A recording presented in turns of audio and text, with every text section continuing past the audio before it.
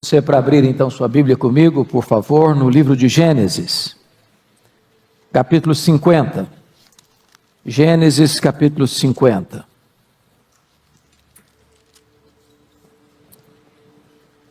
Nós leremos todo este capítulo.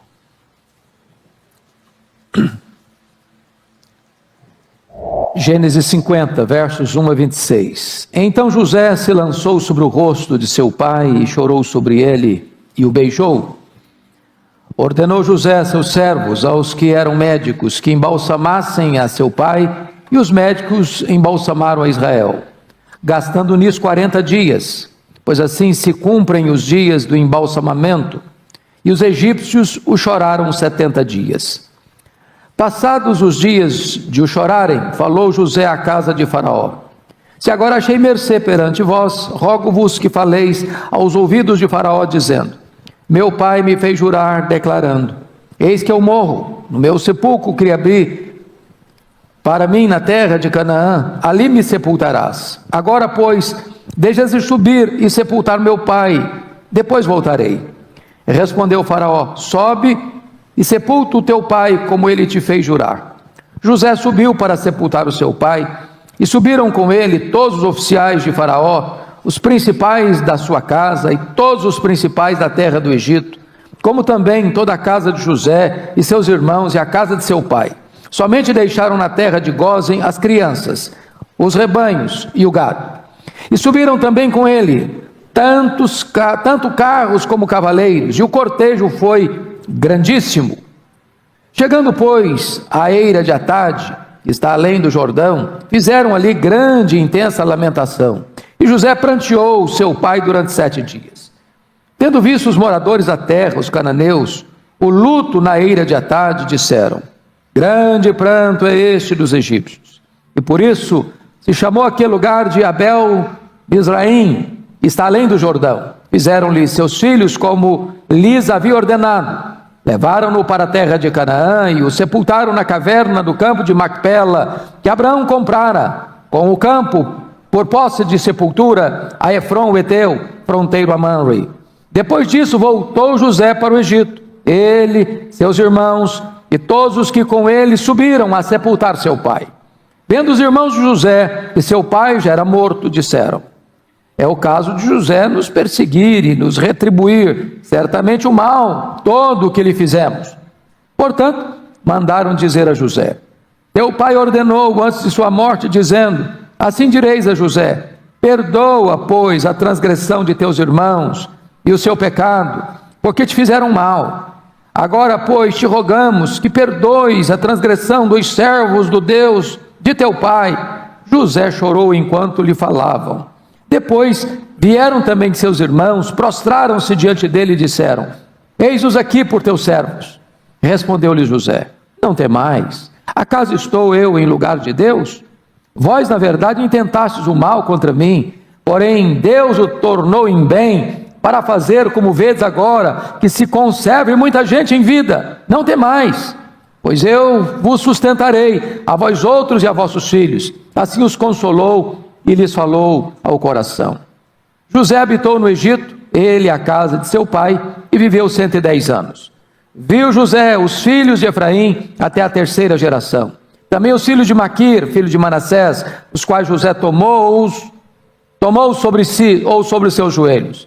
Disse José a seus irmãos: eu morro, porém Deus certamente vos visitará, e vos fará subir desta terra, para a terra que jurou a Abraão, a Isaque e a Jacó.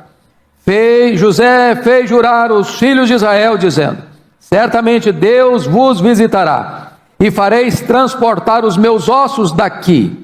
Morreu José, da idade de 110 anos. Embalsamaram-no e o puseram num caixão no Egito.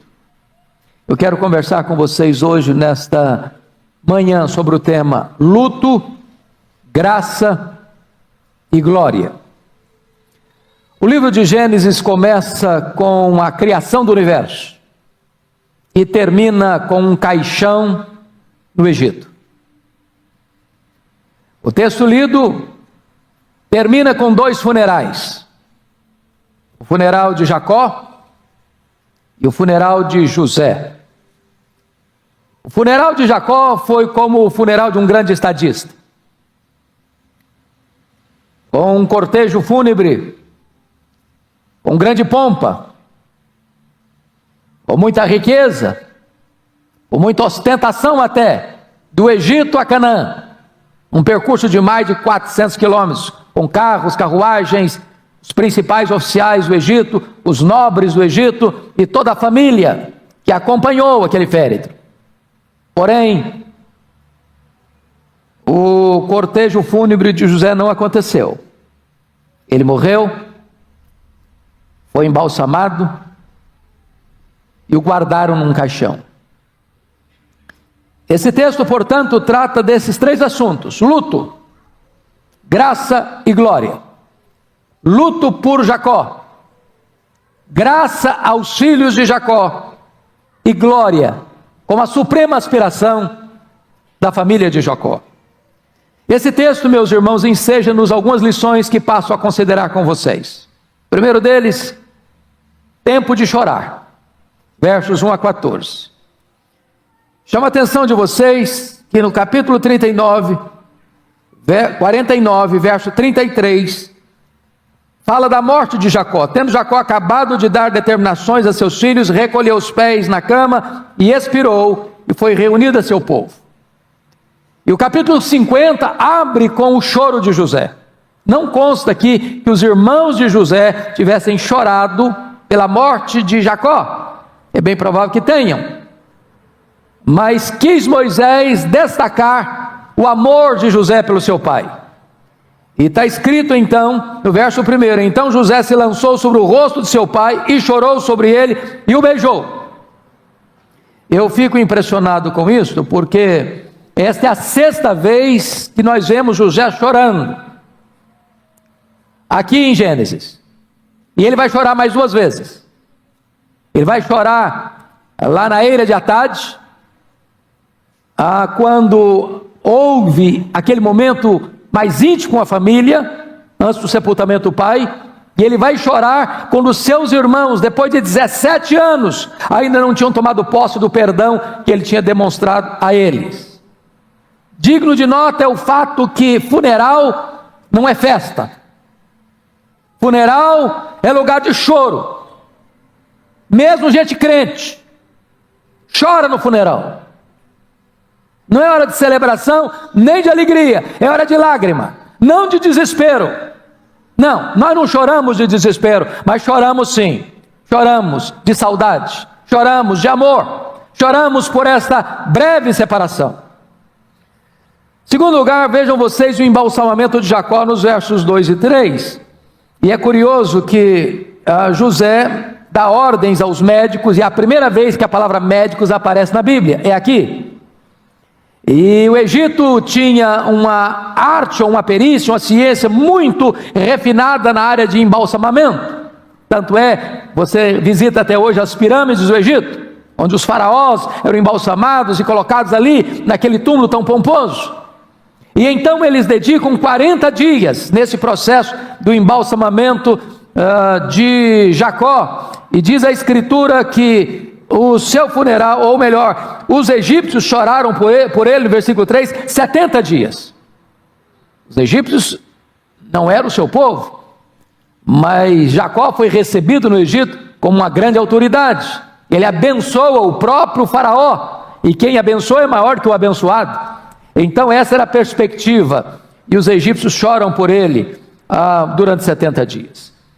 Terceiro lugar, a permissão de Faraó para subir a Canaã, versículos 4 a 6. Talvez você questione, mas por que o José, que era primeiro-ministro do Faraó, era governador do Egito, não vai a Faraó e pede para que Faraó lhe dê essa oportunidade? Porque dentro da cultura da época, José estava de luto, e em luto não se visitava o rei. Então, cumprindo os protocolos da cultura do Egito, o José não vai diretamente ao faraó, mas manda os seus emissários, e faraó então determina que ele cumpra o que tinha prometido ao seu pai. Seu pai havia dito: olha, quando eu morrer, não me sepultem aqui, me sepultem lá em Canaã. E José e os seus irmãos juraram isso, e agora faraó está dando esta licença para José fazer isso. E, ao mesmo tempo, organizando uma comitiva de honra, formado dos altos funcionários da corte, uma grande escolta militar. O cortejo fúnebre vai ter as pompas de um ministro de Estado. E eu chamo a sua atenção para o fato descrito aí, por gentileza, veja comigo, no versículo 7, José subiu para sepultar o seu pai, e subiram com ele todos os oficiais de Faraó, os principais da sua casa, todos os principais da terra do Egito, como também toda a casa de José, seus irmãos, a casa de seu pai. Somente deixaram para trás, na terra de Cós, as crianças, os rebanhos e o gado. E o versículo 9 vai dizer que o cortejo foi grandíssimo, pompa enorme no funeral de Jacó. Então esse cortejo tem toda essa pompa, e peço que vocês observem um detalhe: essa comitiva toda, com carros, com carruagens, com oficiais, com nobres, com família, não é da casa até o cemitério próximo, não. São 400 quilômetros, atravessando o deserto do Sinai, mergulhando no deserto do Saara, para chegar à terra prometida. Então eles passam pelo Saara, passam pelo deserto do Sinai, até chegar a Canaã, para fazerem o sepultamento de Jacó. Agora notem vocês a lamentação nos versos 10 e 11. Chegando, pois, à eira de Atade, está além do Jordão, fizeram ali grande e intensa lamentação. E eu chamo a sua atenção para o fato que ali aconteceu de fato o velório dele. Foi ali na eira de Atade que aconteceu o velório. E José pranteou seu pai mais 7 dias. Nós não temos tanta lamentação assim nos nossos funerais hoje, você está percebendo, né? Lá no Egito choraram por ele 70 dias. Depois tem um cortejo que vai demorar alguns dias. Depois chegam nesse local mais 7 dias de pranto e de lamento. A ponto de, no verso 11, os moradores da terra, os cananeus, olharem, verem, escutarem aquele alarido todo e mudar o nome do local. Tamanha foi a lamentação no sepultamento de Jacó. Mas os versos 12 e 13, notem vocês que o sepultamento na caverna de Macpela vai acontecer dentro dos limites mais restritos da família. Fizeram-lhe seus filhos como lhes havia ordenado. Verso 12. Verso 13, levaram-no para a terra de Canaã e o sepultaram na caverna do campo de Macpela, que Abraão comprara com o campo por posse de sepultura a Efron, o heteu, fronteira Mamre. Então, ele morre, ele é embalsamado, os egípcios choram por ele 70 dias, ao grande cortejo, há ali o momento do choro tão elevado, e ali, restritamente a família, o seu sepultamento. Não há na Bíblia nenhuma cerimônia, nenhum funeral com tanta pompa quanto o funeral de Jacó, o patriarca, o pai das 12 tribos.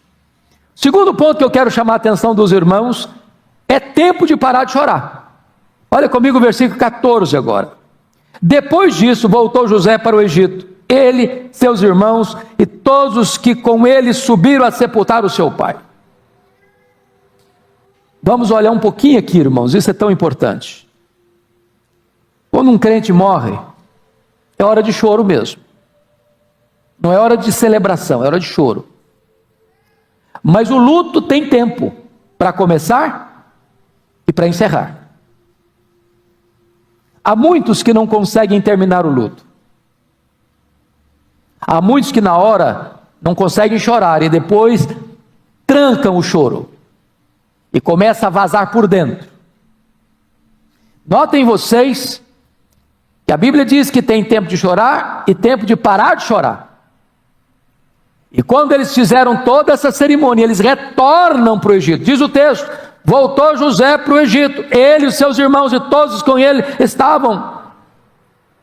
Então, o que o texto está querendo dizer? Tem hora do choro e tem hora de voltar à vida, voltar à rotina, voltar ao trabalho, voltar às atividades.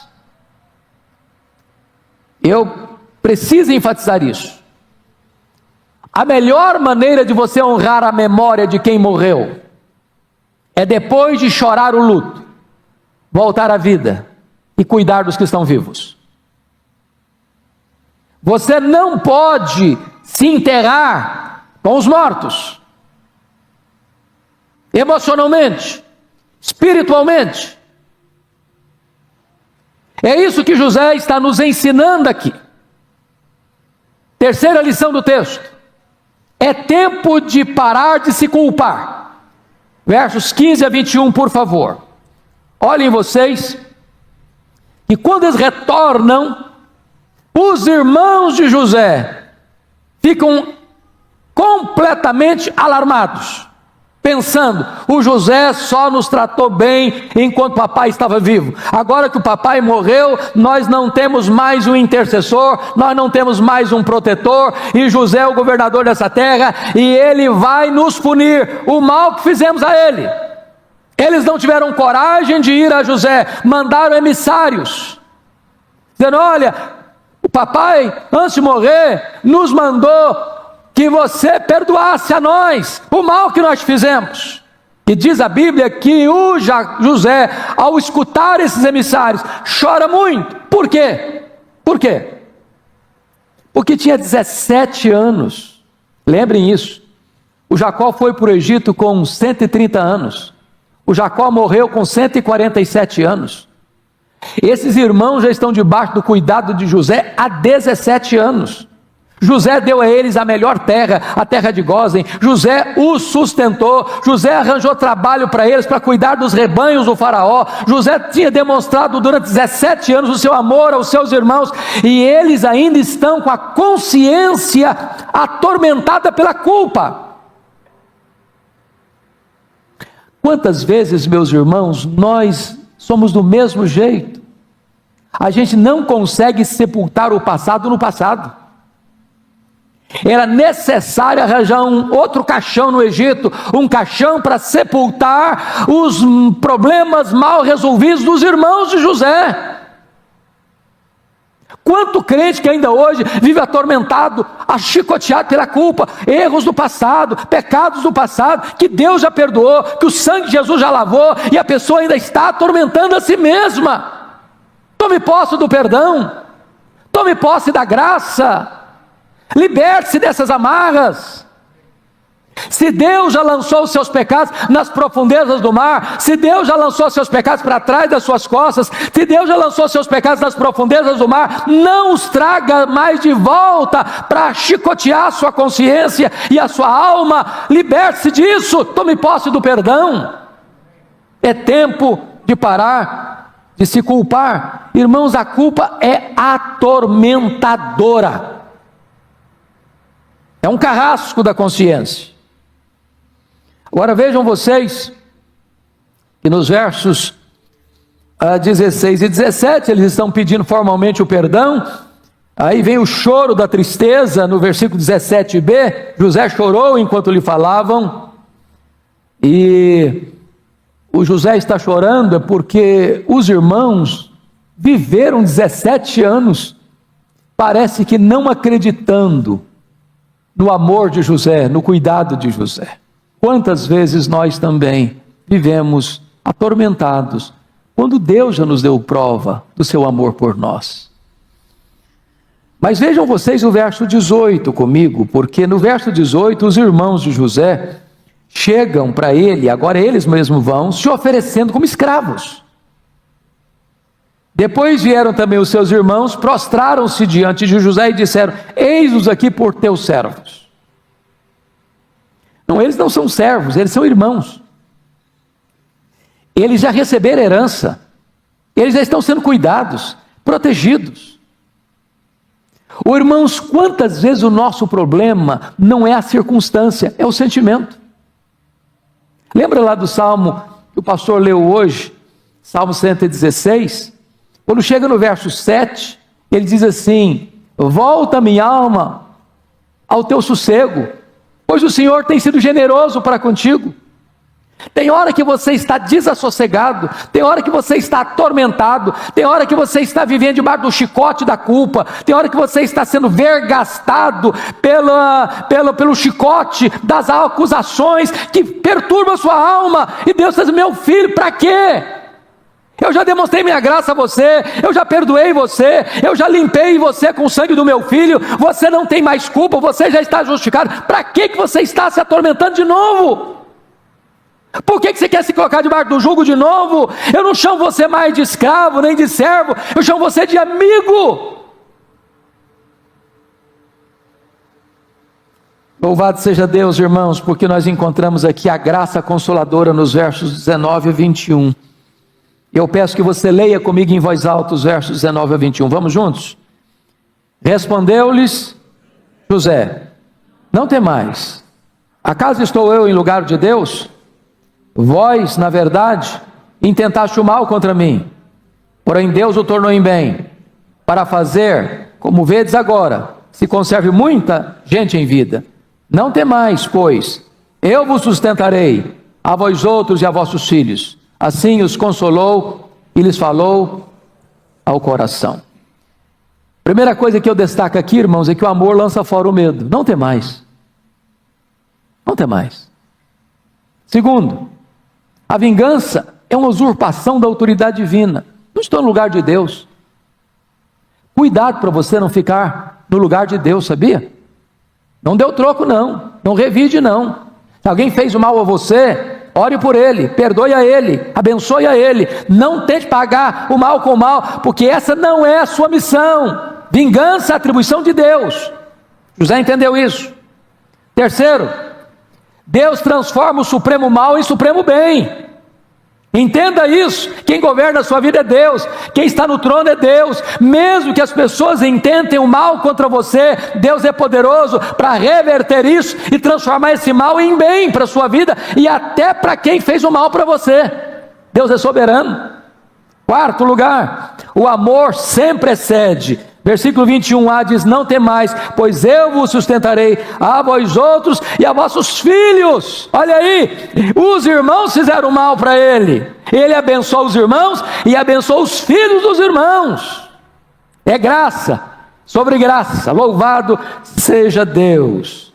O amor perdoador é o amor que traz verdadeiro consolo. O verso 21b diz que assim os consolou e lhes falou ao coração. Bom, mas vamos à quinta verdade desse texto. É tempo de celebrar a família. Versículos 22 e 23, meus irmãos, trata da família de José. Olha comigo.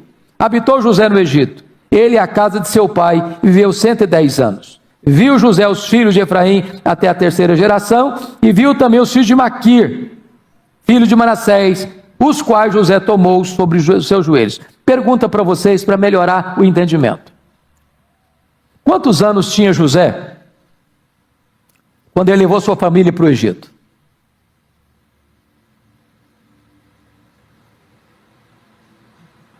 Ele tinha 39 anos.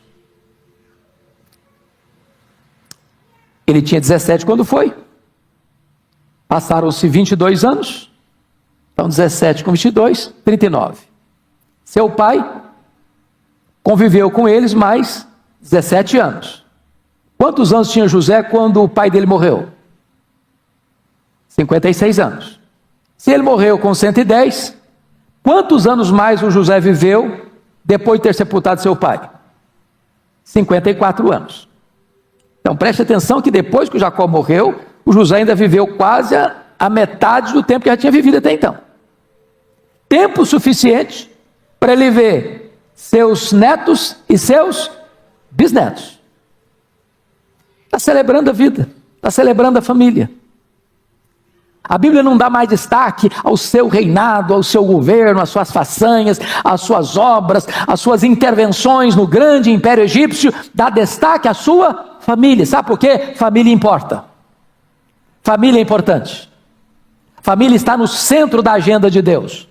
Família está no centro da agenda da igreja. É hora de celebrar a família. É hora de curtir os filhos. É hora de curtir os netos. É hora de curtir os bisnetos. Porque Deus se importa com família. Mas ainda, irmãos, notem comigo. Quinto lugar, tempo de morrer. Veja, por favor, o versículo 24. Disse José a seus irmãos: eu morro. Quero destacar o fato, meus amados irmãos, de que a idade depois do dilúvio foi encurtando, né? Você percebeu, Abraão viveu 175 anos. O Isaac viveu 180 anos. O Jacó viveu 147 anos. O José viveu 110 anos. Parece que vai diminuindo. Vai diminuindo. Mas a morte chega.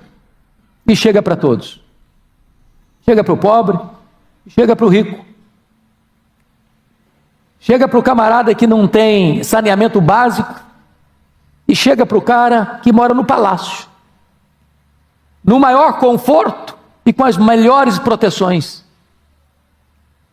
Mora para o cara que tem que ir para o SUS enfrentar fila de madrugada para fazer uma consulta. E mora para o cara que tem médico contratado só para cuidar dele. A morte chega para o cara que ganha salário mínimo. E para o cara que é multibilionário. A morte chega para o pai, a morte chega para o filho, a morte chega para o neto. Ao homem está ordenado morrer. A sentença de Deus é clara. E o homem que foi feito pó, volte ao pó. A não ser que Jesus volte, todos nós morreremos até lá. A não ser que ele volte na nossa geração, nós morreremos. Não tem como contornar isso. José disse: eu morro. E você precisa estar preparado para esse momento. Mas em último lugar, sexto e último lugar, tempo de esperar a volta para a terra prometida. Veja comigo o versículo 24, uma profecia sobre o Êxodo. Disse José a seus irmãos: eu morro, porém Deus certamente vos visitará e vos fará subir desta terra para a terra que jurou dar a Abraão, a Isaque e a Jacó. Vejam vocês, amados irmãos, que quando José morre, ele não morre sem esperança. Ele não morre como que descendo uma ladeira. Ele não morre como que caminhando para um ocaso sombrio. Ao morrer, ele diz: eu morro. Mas a promessa de Deus não morre. Eu morro, mas Deus está vivo e no controle. Eu morro, fecho as minhas cortinas, mas o projeto de Deus continua. As promessas de Deus não caducam. O que Deus prometeu a Abraão, Ele vai cumprir. O nosso povo não vai ficar para sempre no Egito. O nosso povo vai sair daqui, porque Deus tem uma promessa da terra prometida. Isso aponta para nós, irmãos, que nós não temos os nossos pés plantados aqui. Nós estamos aqui como peregrinos, como forasteiros. Nós estamos de passagem. Nós também caminhamos para Canaã celestial. É lá que é a nossa terra, é lá que é a nossa pátria, é lá que está a nossa herança. Mas notem vocês, uma incumbência aos seus irmãos. Versículo 25, fez José jurar aos filhos de Israel, dizendo: certamente Deus vos visitará e fareis transportar os meus ossos daqui, assim como Jacó tinha pedido aos seus filhos para não sepultá-lo no Egito, e sim em Canaã. Agora o José está pedindo outra coisa. Ele sabe que seus irmãos não têm cancha, não têm autoridade, não tem a influência política que ele, para fazer o seu sepultamento lá na terra prometida. Impossível. Impossível. Eles não tinham essa cancha. Então ele não está pedindo isso. Ele está pedindo: olha, eu quero que quando o êxodo acontecer, quando a hora de sair chegar, vocês transportem daqui os meus ossos. José era um gentio externamente, mas ele era um hebreu no coração. Você está no mundo, mas você não é do mundo. E é curioso que o texto termina no verso 26 assim: morreu José da idade de 110 anos, embalsamaram-no e o puseram num caixão no Egito. Preste atenção nisso. Sabe quanto tempo eles viveram mais ali? Praticamente quase mais 400 anos. Pelo menos uns 350. E sabe o que é que eu imagino? Que quando o povo estava sendo açoitado, trabalhando pesado, pisando barro, bate-chicote, eles olhavam para o caixão de José e aquilo era uma esperança para eles. O caixão de José apontava o seguinte: nós vamos sair daqui, nós vamos sair daqui, nós vamos sair daqui. Aqui não é o nosso lugar, aqui estamos sofrendo, aqui estamos gemendo, aqui estamos debaixo do tacão cruel, mas nós vamos embora daqui. Sabe o que aconteceu? Quando Moisés, mais de 300 anos depois, vai libertar o povo, olha o que aconteceu. Por favor, abra sua Bíblia aí comigo e eu termino agora. Êxodo 13, 19.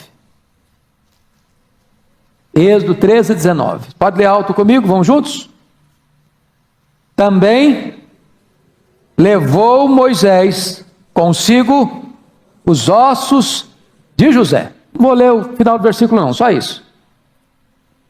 Preste atenção nisso. O caixão de José ficou ali como uma espécie de encorajamento. Nós vamos sair daqui.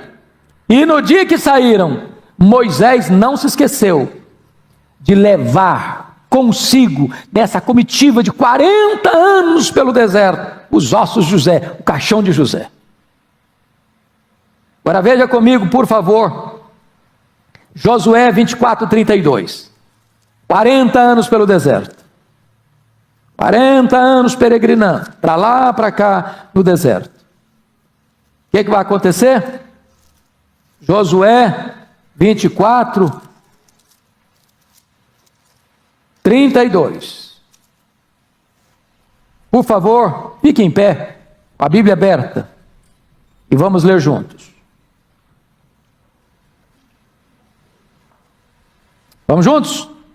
Os ossos de José, que os filhos de Israel trouxeram do Egito, e enterraram-nos em Siquém, naquela parte do campo que Jacó comprara aos filhos de Ramor, pai de Siquém, pois 100 peças de prata, e que veio a ser a herança dos filhos de José. Promessa feita, promessa cumprida. E quando Deus vai tratar da vida de fé de José, está lá em Hebreus 11, versículo 22. Isso é sublime.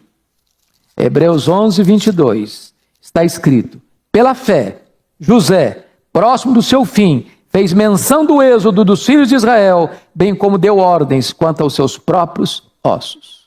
Ele morre, mas não morre a esperança no seu coração. Esse é o crente. Como já foi dito aqui nesse culto, se vivemos, para o Senhor vivemos. Se morremos, para o Senhor morremos. A Ele toda a glória.